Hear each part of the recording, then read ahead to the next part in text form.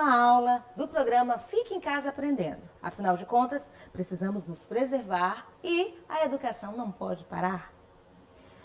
Hoje nós vamos ter um assunto que serve tanto para o ensino fundamental quanto para o ensino médio, tá bom? Fique comigo, preste atenção e vamos lá. Eu disse, oi chuchus, tudo bem com vocês? Expressões como esta, observe. Tudo bem? Em que sentido? Como vai? Por que a pergunta? Quanto tempo? 2h15? 7h30? Adeus ao diabo? São expressões que você comumente ouve no dia a dia porque faz parte do processo de comunicação, do diálogo. Nós comumente ouvimos esse tipo de construção e outras que talvez você tenha se lembrado. Agora, quando eu digo esse tipo de expressões como eu saudei vocês dizendo oi chuchus, tudo bem com vocês? Certamente você entende. Você pode dizer oi, tudo bem, e com você? Eu tenho um enunciado linguístico. É uma forma bem técnica, é uma forma formal de se dizer. Enunciado linguístico. Enunciado linguístico é o enunciado que nós falamos no dia a dia. Palavra ou conjunto de palavras, tá bom? Que possui sentido completo. Simplificando, enunciado de sentido completo. Todo enunciado de sentido completo é usado no processo de comunicação. Tem uma música que diz assim, ó, toda vez que você disser oi, a pessoa vai responder o quê? Oi. Por quê? Porque oi é uma saudação. Independente da extensão, tá? Deve terminar com pausa bem definida, expressa pelos sinais de pontuação. Estamos falando da frase. Quando você lembrar frase, enunciado de sentido completo, tá bom? A pessoa fala, você entende, é uma frase. Agora eu tenho também a oração. A oração também é um enunciado, que vai se estruturar em torno de um verbo. É todo enunciado que se organiza ao redor de um verbo. Eu falo e você entende, se trata de uma frase. Porém, quando eu falo um enunciado e dentro dele há um verbo, a estrutura dele é verbal, eu tenho uma oração, tá bom? Tudo começa com o pagamento da dívida. Começa é verbo. Aqui eu tenho um enunciado, ele tem um sentido completo, mas ele, além de oração, é frase, porque tem sentido. Repetindo, frase tem sentido, oração tem que ter verbo, com sentido completo ou não, eu vou já dizer por quê. Período. O que é o período? É a frase organizada em uma, duas ou mais orações. Por isso eu digo que para ser frase tem que ter sentido, para ser oração tem que... Por isso eu digo, para ser frase tem que ter sentido, para ser oração tem que ter verbo. E a questão do sentido na oração? Existem orações que vão precisar de outra para ter sentido. Por isso, o período pode ser formado por uma só oração, por duas ou por mais. Eu tenho aqui um período com uma oração apenas. Os morcegos possuem hábitos noturnos.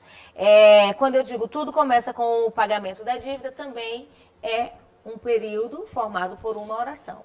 O que vai determinar a quantidade de orações dentro de um período é a quantidade de verbos. Um verbo, uma oração. 2 verbos, 2 orações. 3 verbos, 3 orações.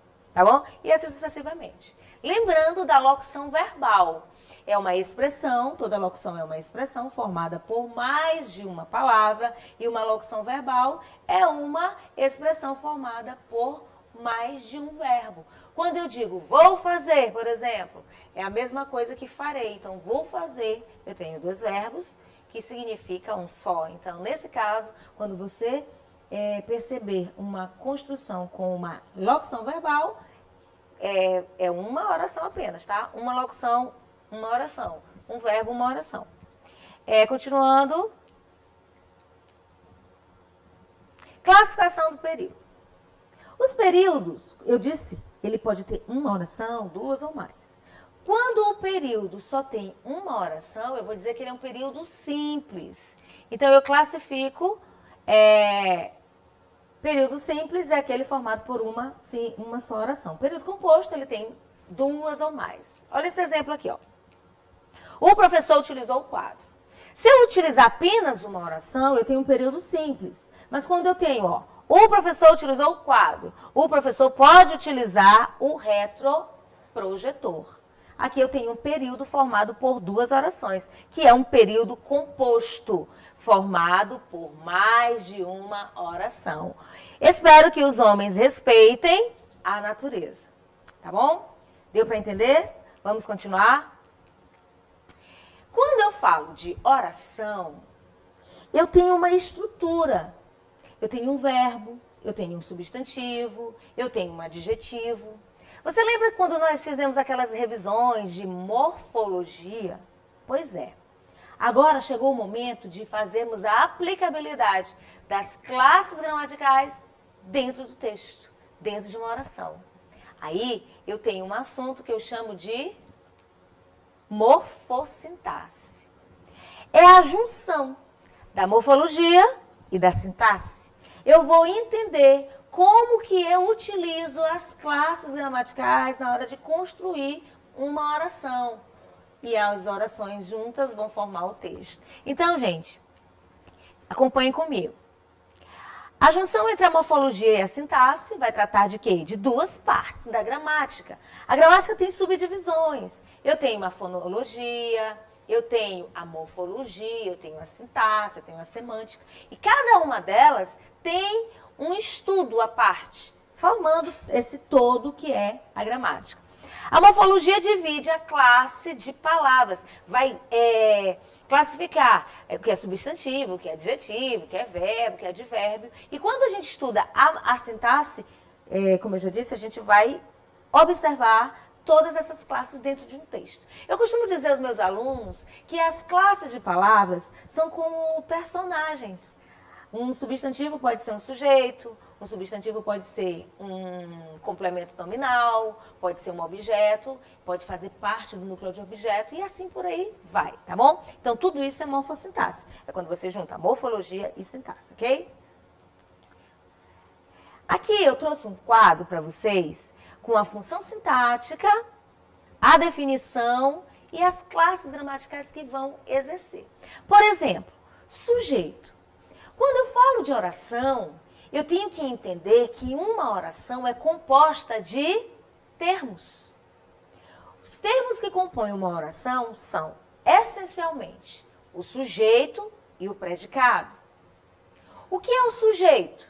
É o termo da oração o qual faz alguma coisa, realiza uma ação. E o predicado é tudo que vai se dizer desse sujeito, ou tudo que o sujeito vai realizar, tá bom? Então, assim, a função sintática do sujeito. Aqui tem a definição. O sujeito é o termo de quem se diz alguma coisa. Esse sujeito pode ser simples ou composto. O que é um sujeito simples? É quando esse alguma coisa que se diz do sujeito está se referindo somente a um ser, tá bom? Aí eu tenho um exemplo lá, ó. Os meninos jogam bola. Os meninos jogam bola. Quem joga bola? Os meninos. Embora os meninos esteja no plural, eu estou me referindo a apenas um grupo de seres. Mas o sujeito também pode ser composto quando ele é formado por mais de um ser ou grupos de seres. Eu posso dizer, os meninos e as meninas jogam bola. Aí eu tenho um sujeito composto de dois grupos, tá bom? O sujeito pode ser desinencial. O que é um sujeito desinencial? É também chamado de sujeito oculto, sujeito implícito. É aquele sujeito que ele não está presente na oração, mas pela desinência. Por isso o nome desinencial. Desinência do verbo, você consegue identificá-lo. Ali tem assim, ó. Comprei um carro novo. Quem comprou o carro? Eu. Comprara um carro novo. Esse comprara é o verbo no pretérito mais que perfeito, nós já estudamos isso. Quem? Ele ou ela. Portanto, quando a gente fala de desinência, a gente está falando da flexão do verbo, tá bom? Então, se o verbo estiver na primeira pessoa do singular, estiver na segunda pessoa do singular, estiver na terceira pessoa do singular, eu vou dizer que o sujeito é desinencial. O que é desinencial? É a mesma coisa que oculto, implícito, tá bom? Ele não está presente, mas pela desinência verbal você o identifica. Ele pode ser também indeterminado. O que é um sujeito indeterminado? É aquele que mesmo com a desinência verbal você não o identifica. Quando isso acontece? Quando que o sujeito é indeterminado? Simples. Quando o verbo estiver na terceira pessoa do singular, sendo ele transitivo indireto, acompanhado do si, que é o índice de indeterminação do sujeito. Gente, o si é muita coisa, tá? Então, nesse caso aqui, precisa-se de técnicos em informática, o si é o índice de indeterminação do sujeito. Se não tiver o si, o verbo não for transitivo indireto, por exemplo, aí o sujeito volta para ser desinencial, tá? Outro caso do sujeito indeterminado é se o verbo estiver na terceira pessoa do plural. Roubaram o banco. Aí você pode dizer assim para mim, mas eles quem? Não fui eu não sei dizer. Roubaram o banco, foi um grupo desconhecido, ninguém sabe. Mas não dá certo eles? Dá.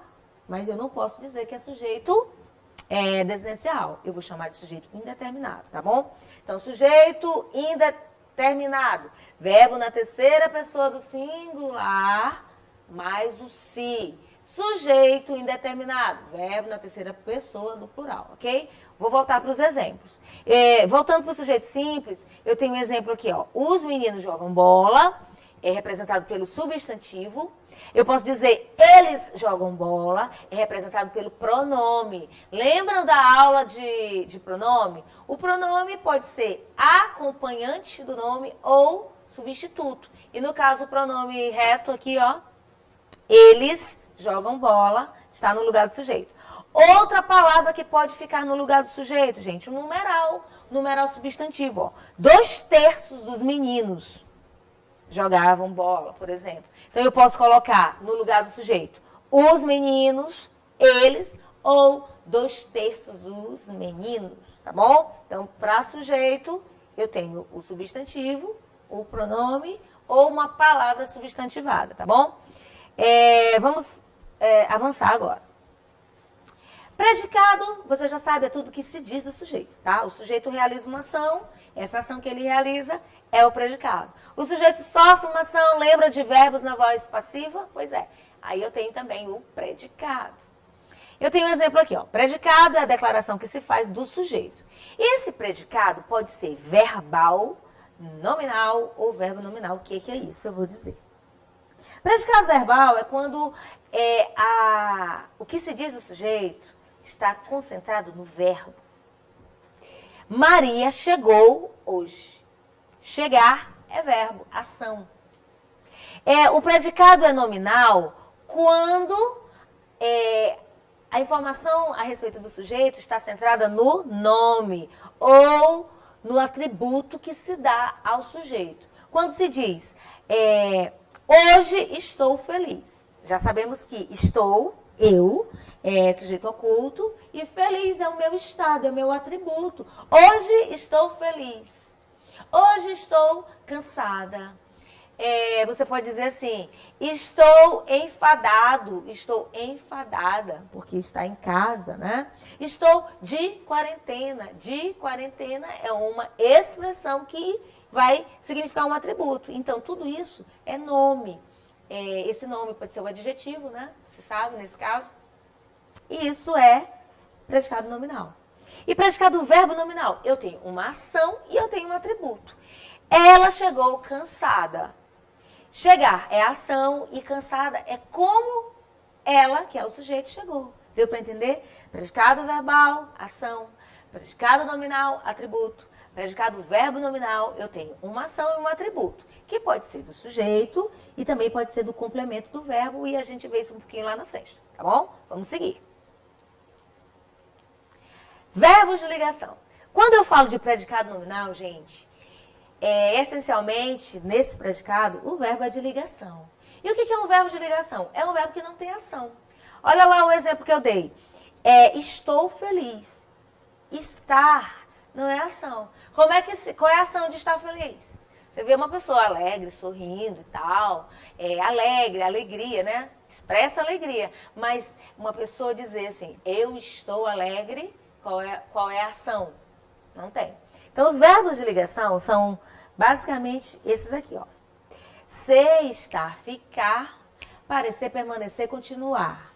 Dependendo do contexto, andar, viver, virar. Repete comigo. Ser, estar, ficar, parecer, permanecer, continuar. Dependendo do contexto, dá até para dançar. Andar, viver, virar. Na minha sala de aula, os meus alunos dançam com essa musiquinha. Cacau, esses verbos são de ligação o tempo todo, dependendo do contexto. Por que andar é verbo de ligação, dependendo do contexto? Eles não são todo tempo de ligação. O contexto vai dizer, tá? Também nós vamos ver já isso. Então, repete comigo. Verbo de ligação. Ser, estar, ficar, parecer, permanecer, continuar. Dependendo do contexto, andar, viver, virar.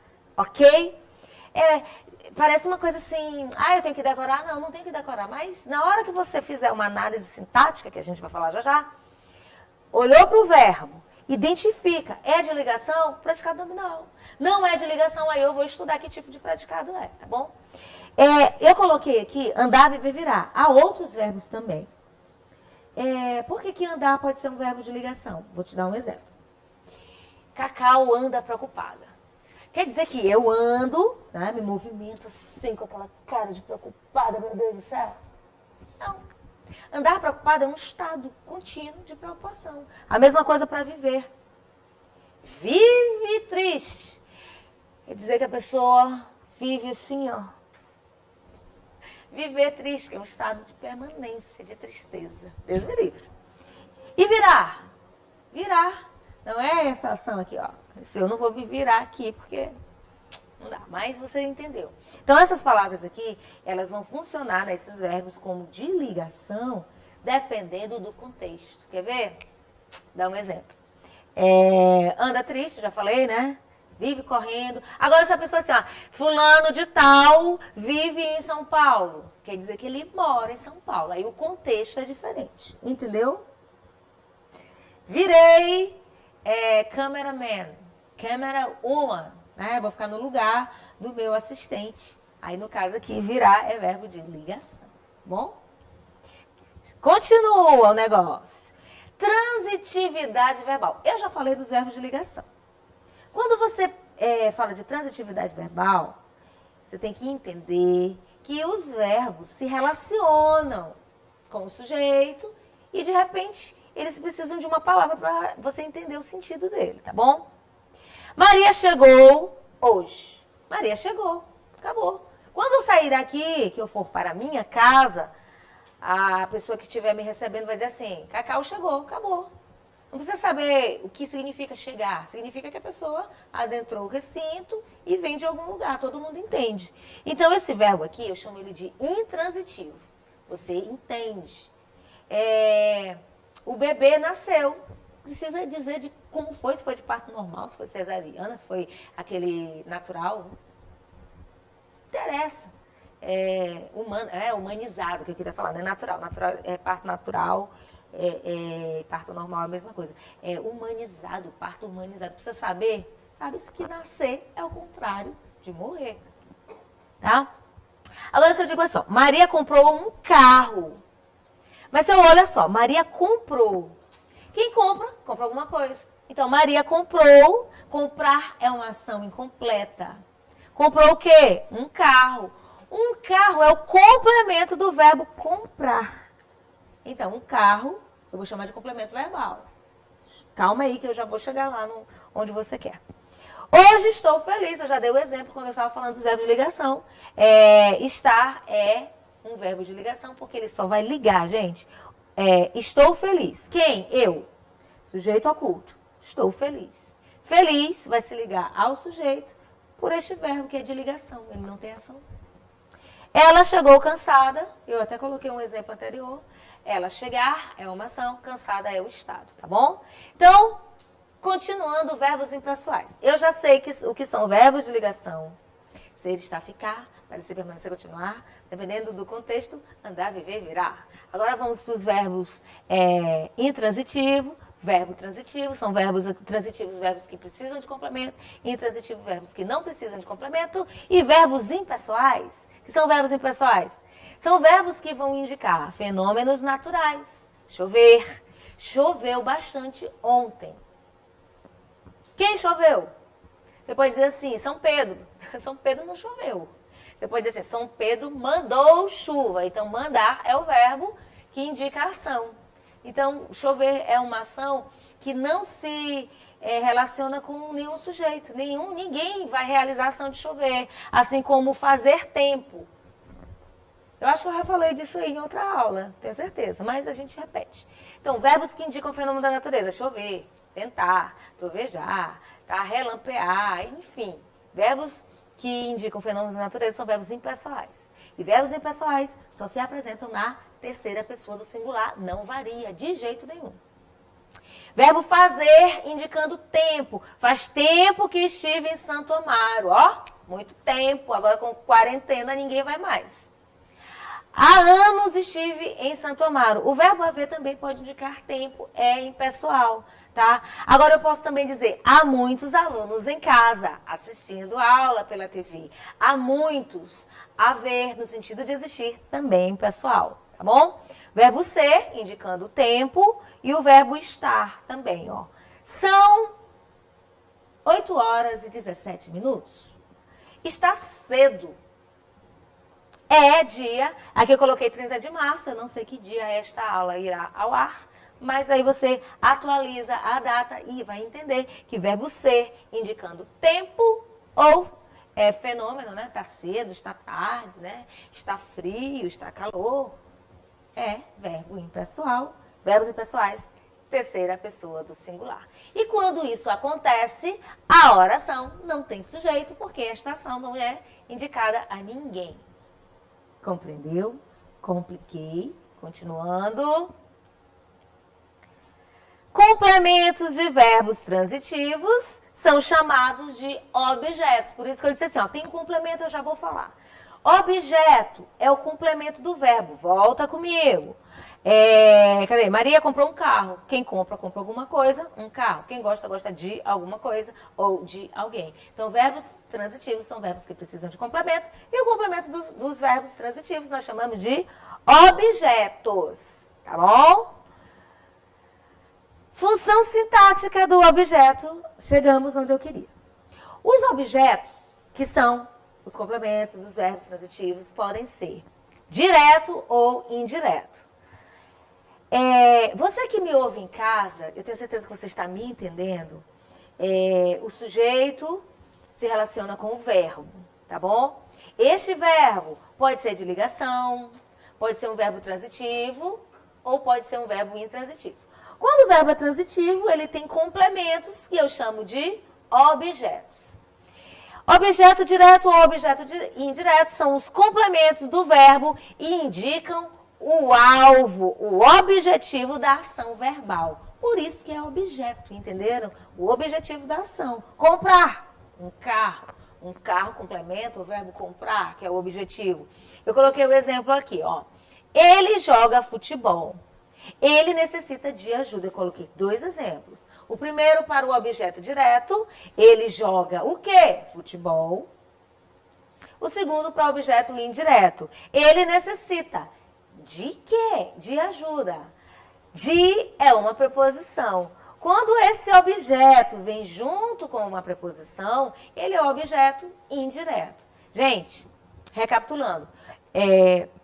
Função sintática, objeto direto, servem para complementar os verbos, é a definição. E as classes gramaticais que vão exercer essa função, o substantivo, no caso de futebol e ajuda. Outro exemplo, gosto muito de você, tá?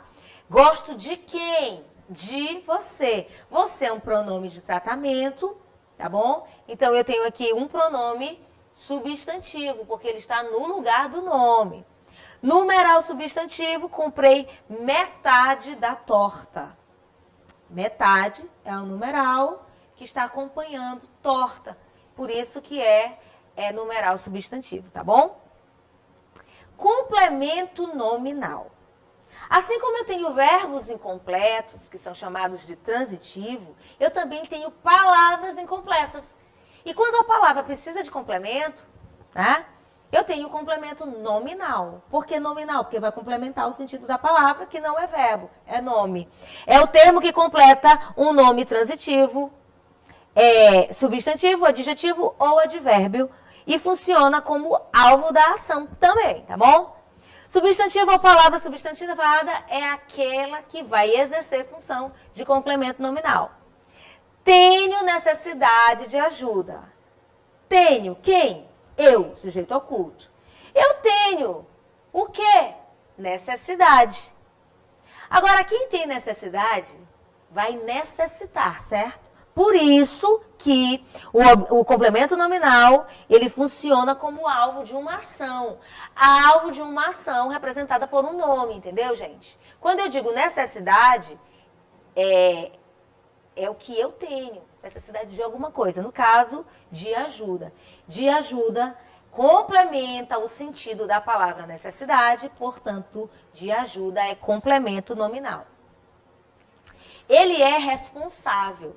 Quem é responsável por alguma coisa ou por alguém. Ele é responsável. Você que me ouve, querido aluno, ele é sujeito simples, é verbo de ligação. Responsável é predicativo do sujeito, é um atributo para ele. E pela menina é o alvo da ação de ser responsável. Então, pela menina é complemento nominal. Complemento nominal sempre virá acompanhado de preposição. E muitos alunos confundem complemento nominal com objeto indireto. Então, a diferença é complemento nominal completa o sentido do nome, da palavra. Complemento verbal completa o sentido do verbo. E o objeto indireto, por vir junto com uma preposição, às vezes o aluno se confunde. É só observar quem é que se está complementando. Lembram das vozes verbais? O agente da passiva também é um elemento, é um termo da oração, tá? É o termo que indica o ser que pratica a ação. Você sabe que o sujeito é o ser que pratica uma ação ou sofre uma ação. E quando ele sofre, o agente da passiva que é o termo que é o agente, tá? É o termo que indica o ser que pratica a ação verbal da oração na voz passiva. E vem regido pela preposição por e mais raramente pela preposição de. Quando eu digo raramente, quer dizer assim, você não vai ver tanto, mas acontece, tá bom? A máquina é dominada pelo homem. Se eu converter esta oração aqui, que está na voz passiva, para a voz ativa, vai ficar o quê? O homem domina a máquina. O sujeito é o homem, dominar a máquina é a ação verbal. Pronome substantivo, Mário foi denunciado por nós. E o predicativo, eu já falei, é aquele atributo que se dá ao sujeito. Na aula de hoje, nós vimos como analisar uma oração. Você pode pegar sua gramática em casa, você pode revisar, você, aluno do ensino fundamental, que ainda não viu este assunto, pode contemplá-lo agora. Você, aluno do ensino médio, pode revisar, porque é pré-requisito para frase, oração, período composto por subordinação, período composto por coordenação, assunto de aulas futuras. E eu fico por aqui. Compliquei?